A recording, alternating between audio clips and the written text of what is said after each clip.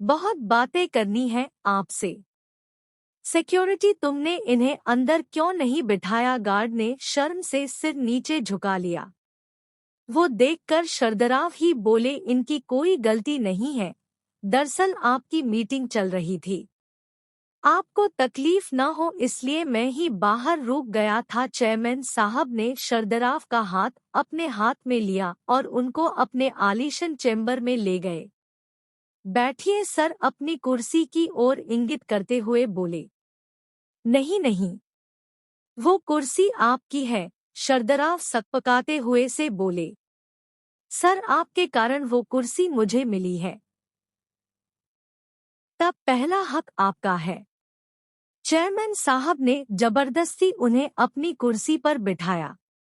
आपको मालूम नहीं होगा, पवार सर जनरल मैनेजर की ओर देखते हुए बोले। पाटिल सर नहीं होते तो आज ये कंपनी नहीं होती और मैं मेरे पिताजी की अनाज की दुकान ही संभाल रहा होता। राहुल और जनरल मैनेजर दोनों आश्चर्य से उनकी ओर देखते ही रहे। स्कूल समय में मैं बहुत ही डब्बू विद्यार्थी था। जैसे तैसे मुझे 9वीं कक्षा तक पहुंचाना गया। शहर की सबसे अच्छी क्लासेस में मुझे एडमिशन भी दिलवाया गया, परंतु मेरा ध्यान कभी पढ़ाई में नहीं लगा। उस पर अमीर बाप की औलाद, दिन भर स्कूल में मौज मस्ती और मारपीट करना, बस यही काम था मेरा। चेयरमैन साहब हंसते हुए बोले। शाम की क्लासेस से बंक मारकर फिल्म देखना, यही मेरा शौक था। माँ को वो सहन नहीं होता था। उस समय पाटिल सर कड़े अनुशासन और उत्कृष्ट शिक्षक के रूप में प्रसिद्ध थे। माँ ने उनसे मुझे पढ़ाने की विनती की, परंतु सर के छोटे से घर में बैठने के लिए जगह ही नहीं थी, इसलिए सर ने पढ़ाने में असमर्थता दर्शाई। माँ ने उनसे बहुत विनती की और हमारे घर आकर पढ़ाने के लिए मुंह मांगी फीस का बोला। सर ने फीस के लिए तो मना कर दिया, परंतु अनेक प्रकार की विनती करने पर घर आकर पढ़ाने को तैयार हो गए। पहले दिन सर आए, हमेशा की तरह मैं शैतानी करने लगा। सर ने मेरी अच्छी तरह से धुनाई कर दी। उस धुनाई का असर ऐसा हुआ कि मैं चुपचाप बैठने लगा। तुम्हें सच कहता हूँ राहुल, पहले हफ्ते में ही मुझे पढ़ने में रुचि जागृत हो गई। तत्पश्चात मुझे पढ़ाई के अतिरिक्त कुछ भी सूझता था। सर इतना अच्छा पढ़ाते थे। अंग्रेजी, गणित, विज्ञान जैसे विषय जो मुझे कठिन लगते थे वो अब सरल लगने लगे थे। सर कभी आते नहीं थे तो मैं व्यग्र हो जाता था। 9वीं कक्षा में मैं दूसरे नंबर पर आया। माँ पिताजी को खूब खुशी हुई। मैं तो जैसे हवा में उड़ने लगा था।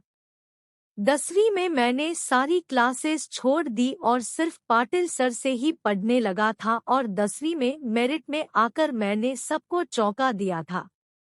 माय गुडनेस, पर सर फिर भी आपने सर को फीस नहीं दी? जनरल मैनेजर ने पूछा।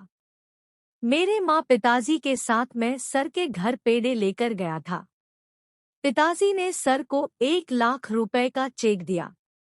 सर ने वो नहीं लिया। उस समय सर क्या बोले वो मुझे आज भी याद है।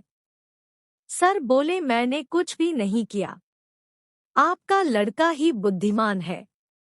मैंने सिर्फ उसे रास्ता बताया और मैं ज्ञान नहीं बेचता, मैं वो दान देता हूँ। बाद में मैं सर के मार्गदर्शन में ही 12वीं में पुनः मेरिट में आया।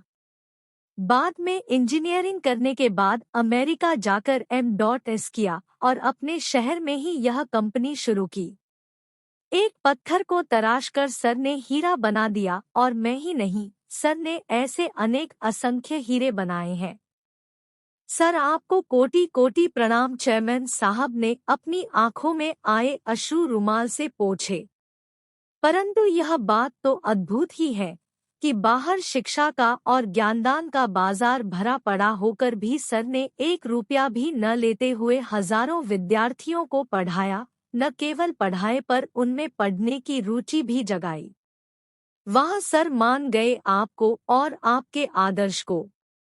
शरदराव की ओर देखकर जनरल मैनेजर ने कहा, अरे सर, ये व्यक्ति तत्वनिष्ठ है, पैसों और मान सम्मान के भूखे भी नहीं है। विद्यार्थी का भला हो, यही एकमात्र उद्देश्य था। चेयरमैन बोले, मेरे पिताजी भी उन्हीं में से एक समय भूखे रह लेंगे, पर अनाज में मिलावट करके बेचेंगे नहीं। ये उनके तत्व थे। जिंदगी भर उसका पालन किया, ईमानदारी से व्यापार किया। उसका फायदा आज मेरे भाइयों को हो रहा है। बहुत देर तक कोई कुछ भी नहीं बोला।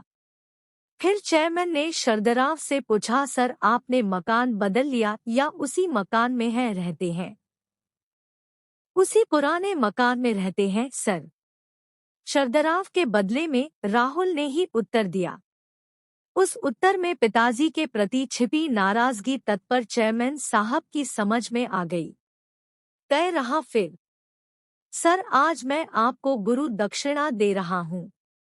इसी शहर में मैंने कुछ फ्लैट्स ले रखे हैं, उसमें का एक 3 BHK का मकान आपके नाम कर रहा हूँ। क्या? शरदराव और राहुल दोनों आश्चर्यचकित रूप से बोले, नहीं नहीं, इतनी बड़ी गुरु दक्षिणा नहीं चाहिए मुझे।